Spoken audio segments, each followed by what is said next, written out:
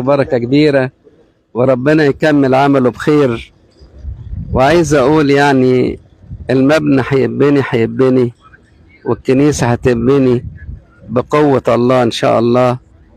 بس اللي هيبقى أكثر فرحا الحقيقة اللي هيساهم. هي هتبني الكنيسة، ولكن سيكون أكثر فرحا للحقيقة اللي هم هيساهموا ويشوف كده قد ايه هو ساهم في مكان مبارك ومقدس. يعني عشان كده يشوع بن سراخ يقول: كن متهلل بكل عطية، وكل إنسان بيدفع ربنا بيكافئه أضعاف أضعاف. وربنا يكمل هذا المبنى اللي انتوا شايفينه ده كنيسة باسم الأنبا أنطونيوس والأنبا بولا. فياريت كل يساهم وياخدوا بركة هذا المكان. وانا بناشد كل اخواتنا اللي في المهجر او في اي مكان او في مصر برضو، ياريت كلنا نساهم في بناء هذا المكان، لان الحقيقة المكان محتاج جدا.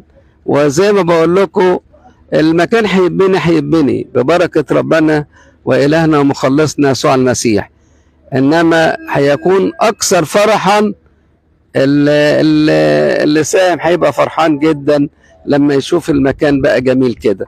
وربنا هيكمل على خير ببركة صلوات قداسة البابا تودروس الثاني وببركة صلوات أبينا المطران الأنبا بولا. والحقيقة آباء هذه الكنيسة قداسة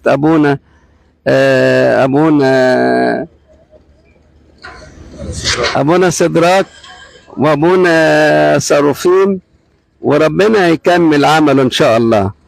والمشرف العظيم اللي معانا في هذا العمل المفرح الباشمهندس رضا، اللي تعب فعلا في بناء هذا المكان العظيم كنيسة الأنبا أنطونيوس والأنبا بولا. ربنا يعوضه على تعب محبتك، ربنا يعوضك على محبتك والحاجات الجميلة اللي انت عملتها وبذلت جهد فيها كبير.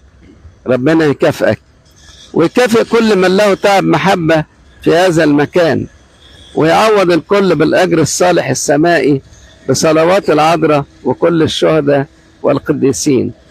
أنا واثق في عمل ربنا إن مفيش حاجة هتقف، ولكن ربنا هو اللي هيبني ويكمل العمل المقدس ده ببركة أمنا العذراء وببركة كل القديسين. وزي ما انتم شايفين دلوقتي العمل اهوت بيتم، وربنا يكمل ان شاء الله عمله المقدس. عشان كده ليس للزرع شيء ولا الساق شيء، ولكن الله هو اللي بينمي. ربنا يكمل عمله لمجد اسمه القدوس المبارك. زي ما انتم كلكم شايفين دلوقتي، يا ريت كلنا نساهم على قد ما تقدر. ساهم وخد بركة العمل المقدس ده. ربنا يكمل عمله بصلواتكم جميعا وبصلوات كل القديسين وصلوات أمنا العذراء وكل القديسين الأطهار الأبرار. ربنا معاكم ويعوضكم كل خير. على أي واحد هيساهم بأي حاجة ربنا هيبارك عمله المقدس. ربنا يعوضكم ويديكم صحة ويديكم الصحة ويبارك في أولادكم ويبارك في كل ما يمتد أيديكم بالخير في كل عمل. ربنا معاكم ويحافظ عليكم ويسندكم. سلام، ربنا وإياكم.